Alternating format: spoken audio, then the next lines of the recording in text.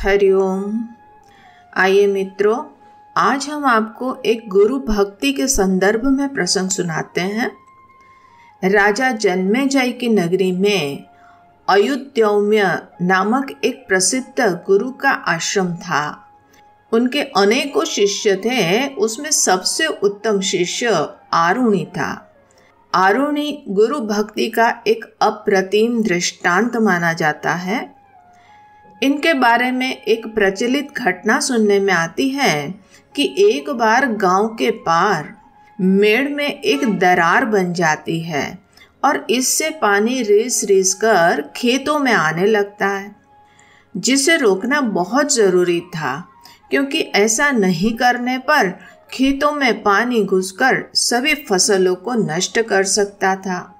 यह सुनकर गुरु अयुध्यौम्य को गांव वालों की फसलों की चिंता होने लगी, तो उन्होंने अपने शिष्य वारुणि को अपने पास बुलाया और समस्या के बारे में बताया और उन्हें आदेश दिया कि पुत्र, इसी समय जाकर मेड़ से बहते पानी का कोई उपचार करो, वरना पानी का बहाव बढ़ते ही मेड़ टूट जाएगी और अगर ऐसा हुआ तो सारी फसल नष्ट हो जाएगी। गुरु की आज्ञा पाते ही आरुणि बिना कुछ सोचे अपने कार्य को पूरा करने के लिए लक्ष्य की ओर चल पड़ा। गांव में पहुंचकर आरुणि ने पूरी स्थिति को समझा और कई प्रकार से इस बहते पानी को रोकने का प्रयास किया, लेकिन पानी का बहाव अत्यधिक होने से दरार में कोई भी चीज टिक नहीं पाती थी और पानी तेजी से खेतों में आने लगा। तब आरुणि ने विचार किया कि इस समय किसी को भी सहाय के लिए बुलाना वो तो असंभव है। अगर उनको बुलाएंगे उतने में तो सब कुछ नष्ट हो जाएगा। इसलिए उस मेड़ की दरार पे वो स्वयं लेट गया और उसके ऐसा करते ही पानी खेतों में जाने से रुक गया। अब पानी बहुत ठंडा होने से आरुणि को कंपन महसूस होने लगी, लेकिन उनके गुरु का आदेश सर्वोपरि है। वो कितनी भी तकलीफ सहकर गुरु की आदेश की अवहेलना नहीं कर सकता था। आरुणि इसी तरह से शाम तक मेड़ पर लेटा रहा और पानी से खेतों की फसलों को बचा ली। इस प्रकार पूरी श्रद्धा से अपने गुरु के आदेश का पालन किया। उधर आश्रम में गुरु अयुध्यौम्य बहुत चिंतित थे। संध्या होने को है, आरुणि की कोई खबर नहीं है। अब तक तो आरुणि को आश्रम आ जाना चाहिए था। वे सोच रहे थे, उतने में अन्य शिष्यों ने आकर उनकी चिंता का कारण पूछा। तब गुरुजी ने कहा कि पुत्रों, मैंने सुबह आरुणि को मेड़ की दरार भरकर खेतों को पानी से बचाने के लिए भेजा था। उस बात को तो बहुत समय हो गया, अब तक को आरुणि को आश्रम आ जाना चाहिए था। वो संध्या की प्रार्थना कभी नहीं छोड़ता है। आज पहली बार वो इसमें अनुपस्थित है। कहीं कोई चिंता का विषय तो नहीं है? आरुणि किसी बड़ी परेशानी में तो नहीं? यह सुनकर सभी लोग चिंतित हो गए और कुछ शिष्य के साथ गुरु अयुध्यौम्य आरुणि को देखने के लिए मेड़ की ओर रवाना हुए। मेड़ के पास पहुंचकर गुरु अयुध्यौम्य जोर जोर से आरुणि को पुकारने लगे।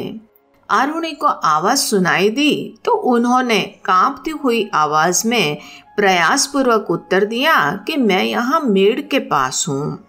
उनकी आवाज से यह स्पष्ट हो रहा था कि आरुणि किसी मुसीबत में है। सभी लोग गुरु के साथ आरुणि की ओर तेजी से भाग कर आए और देखा कि आरुणि पानी को रोकते हुए अत्यंत ठंड में बेसुध सा पड़ा हुआ है। तुरंत ही गुरुजी ने जल्दी से आरुणि को उठाया और अन्य सभी शिष्य मिलकर दरार भरने में लग गए।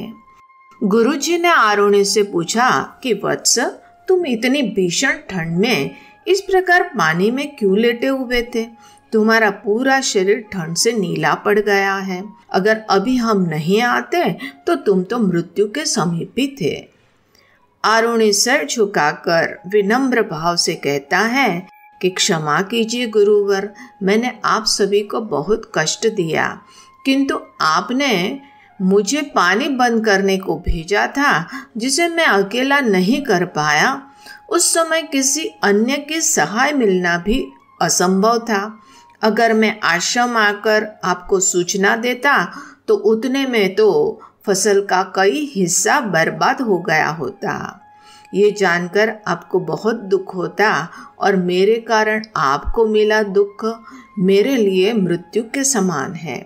इसलिए मैंने मेड़ पर लेटकर पानी को रोकने का निर्णय किया। आरुणि की ऐसी निष्ठा देखकर गुरु अयुध्योम्य को गर्व महसूस हुआ और उन्होंने आरुणि को आशीर्वाद देते हुए कहा, पुत्र, तुम्हारा नाम सदैव गुरु भक्ति में सर्वोपरि लिया जाएगा।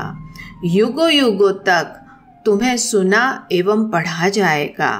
तुम्हारे द्वारा किए गए इस कार्य का बखान कर आने वाली पीढ़ी को गुरु भक्ति का पाठ सिखाया जाएगा। और इस तरह गुरु अयुध्योम्य आरुणि को एक नया नाम उद्दालक देते हैं और उसे आशीर्वाद देकर कहते हैं कि तुम्हें सारे वेदों का ज्ञान प्राप्त हो। और इस प्रकार से आरुणि को आज भी एक गुरु भक्त की तरह से स्मरण किया जाता है। मित्रों, जिनमें गुरु के प्रति ऐसी श्रद्धा, समर्पण और भक्ति होता है, वही गुरु से ज्ञान प्राप्त करने का अधिकारी होता है और वही इस ज्ञान से लाभान्वित होता है। हरि ओम।